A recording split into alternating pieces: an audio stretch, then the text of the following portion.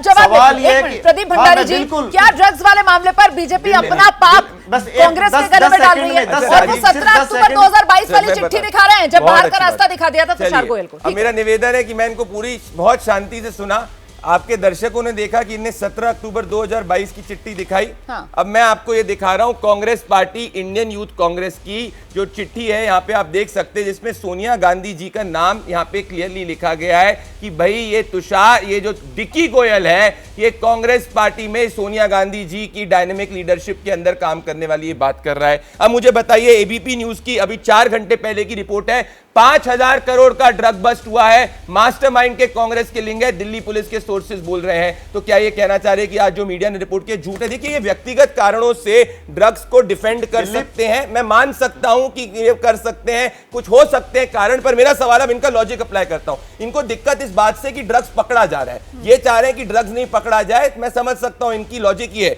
अब अगर इनके लॉजिक के हिसाब से जो ड्रग पकड़ रहा है वो गलत है, तो फिर कांग्रेस पार्टी की सरकार के अंदर जो है भाई मार्च 2023 के अंदर 12000 करोड़ का ड्रग जो है वो केरला कोस्ट में पकड़ा था, तो क्या इसके लिए राहुल गांधी और सोनिया गांधी जिम्मेदार होंगे? अगर इनका लॉजिक मैं अप्लाई करूं, ये कह रहे हैं कि भाई ड्रग्स पकड़ने वाला गलत है, तो इनके हिसाब से तो फिर केरला के अंदर यूपीए की सरकार में मात्र 12000 करोड़ का ड्रग्स पकड़ा गया था, तो उसके लिए तो ये सोनिया गांधी और राहुल गांधी को जिम्मेदार ठहरा रहे हैं। ये तो यही बात होगी ना। तो ये बताएं कि क्या ऊपर कट बनी गया राजीव जी? क्या ड्रग्स के पैसे के साथ इलेक्शन का कैंपेन कर रहे थे? देश की जनता को आपको बताना चाहिए और आपको इन्वेस्टिगेशन में ओपन होना चाहिए। ये भूपेंद्र हुड्डा जी के साथ फोटो रही, ये देखिए आप, भूपेंद्र हुड्डा जी वो तो बता ही रहे हैं कि 2022 तक थे, लेटर भी 17 अक्टूबर 2022 को छोड़ा, उससे पहले विदुड़ी साहब के साथ इनकी फोटो है, किसके साथ? विदुड़ी साहब के साथ इनकी फोटो है। इसके अलावा मैं बात करूं यूथ कांग्रेस का, ठीक है राजीव भाई, ये लेटर की तारीख भी बता दीजिए। लेटर भी है, मेरे पास लेटर भी है करके, ये देखिए मार्च 24 का लेटर भी है, अक्टूबर 2022 मार्च 24 का लेटर भी है। पर और एक चीज सुनिए, निकाल दिया गया था, अभी तक की लेटेस्ट प्रोफाइल है, अभी ये लेटेस्ट प्रोफाइल है, पार्टी से निकाल दिया गया था। मैं तो वर्कर मान लेटर दिखा रहा हूं, अभी भी ये कांग्रेस का वर्कर मान रहा है। आप एक बार इन्वेस्टिगेशन कर लीजिए ना। अच्छा, एक और चीज मुझे बताइए, अगर इनको लग रहा है कि चीजें मानने से क्या होता है? देखिए रुमाना जी, ये भूपेंद्र हुड्डा जी को क्यों कॉल करता है? ये देखिए नंबर के मानने या ना मानने से कुछ नहीं होता। बोला कि इसने फोन जो किया था उसमें भूपेंद्र हुड्डा जी का भी नंबर था, तो क्यों फोन किया? दीपेंद्र हुड्डा जी का, माफी चाहता हूं, दीपेंद्र हुड्डा जी का भी नंबर था, क्यों फोन किया दीपेंद्र? राजीव जी सवाल तो बहुत है ना, और सवालों के कटघरे में खड़ी हुई नजर आ रही है कांग्रेस, इसीलिए बीजेपी आक्रामक है। मैं आपसे जानना चाहती हूँ, क्या ये मुद्दा हरियाणा चुनाव में हावी होगा? राजीव जी, क्या ये मुद्दा हरियाणा चुनाव में हावी होगा?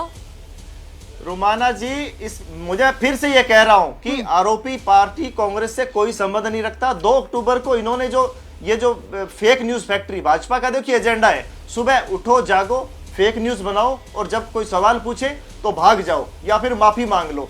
हरियाणा के अंदर आज हरियाणा ड्रग्स के अंदर लगातार जकड़ में आता जा रहा है, और कहीं ना कहीं मुद्रा पोर्ट में जो ड्रग्स पकड़ी जा रही है उसका कनेक्शन हरियाणा से है। हरियाणा में 10 साल से बीजेपी, केंद्र में बीजेपी, गुजरात में बीजेपी।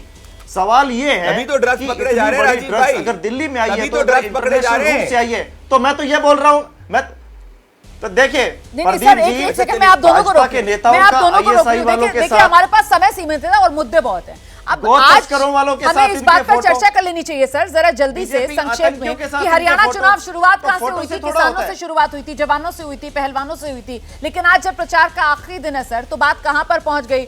बात जो है वो दलितों का अपमान, जो पहले बीजेपी कहती थी कि साहब कांग्रेस कर रही है कुमारी सेलचे के नाम पर, आज प्रचार खत्म होते होते वही दलितों का अपमान कांग्रेस कह रही है, बीजेपी कर रही है, और चेहरा अशोक तंवर का सामने आ गया है। वहीं दूसरी बात, वो ड्रग्स को लेकर इस समय जोरदार आर पार चल रहा है। प्रदीप भंडारी, आपसे शुरुआत करूंगी, आपको क्या लगता है इस बार हरियाणा विधानसभा चुनाव में निर्णायक मुद्दा क्या रहने वाला है? देखिए, हरियाणा के अंदर भारतीय जनता पार्टी की तीसरी बार सरकार आ रही है रुमाना जी, और मैं आपको 10 कारण बता सकता हूं, पर पहले 3 कारण। पहली बात, इस वक्त दलित समाज समझ चुका है कि कांग्रेस पार्टी ने दलितों का अपमान किया है, इसीलिए आखिरी मोमेंट पर ये अपनी सबसे बड़ी दलित नेत्री का अपमान करते हुए एक ऐसे व्यक्ति को चुनाव के अंदर अपनी पार्टी में लाते हैं जो पिछली बार उनसे चुनाव हारा था। लेकिन भंडारी, आपसे काउंटर सवाल है मेरा कि वो 24 के अंदर ट्राइड एंड टेस्टेड वाला फॉर्मूला जिसने कांग्रेस को सफलता दिलाई, यात्रा भी और साथ में प्रचार के समय वो संविधान वाली लाल वाली किताब भी। जी। तो दोनों राहुल गांधी तो यहाँ पर भी आजमाते हुए नजर आ रहे हैं। ना रोमाना जी, अब राहुल गांधी जलेबी की बात कर रहे हैं। वो हरियाणा के अंदर बात कर रहे हैं कि जलेबी की फैक्ट्री बनाएंगे। तो हरियाणा की जनता देशभक्त और बहुत समझदार है, जिनको पता है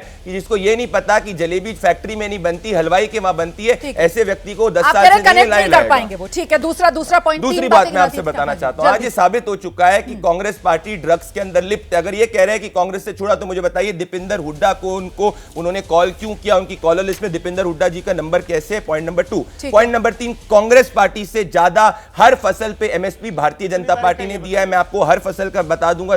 राम इनने 2-3 फसलों में दिया, हमने जो है 24 फसलों का वादा किया, उनसे ज्यादा दिया। पॉइंट नंबर 4, हमने इंफ्रास्ट्रक्चर में हरियाणा में इनसे ज्यादा दिया। तीन पर ही रहेंगे।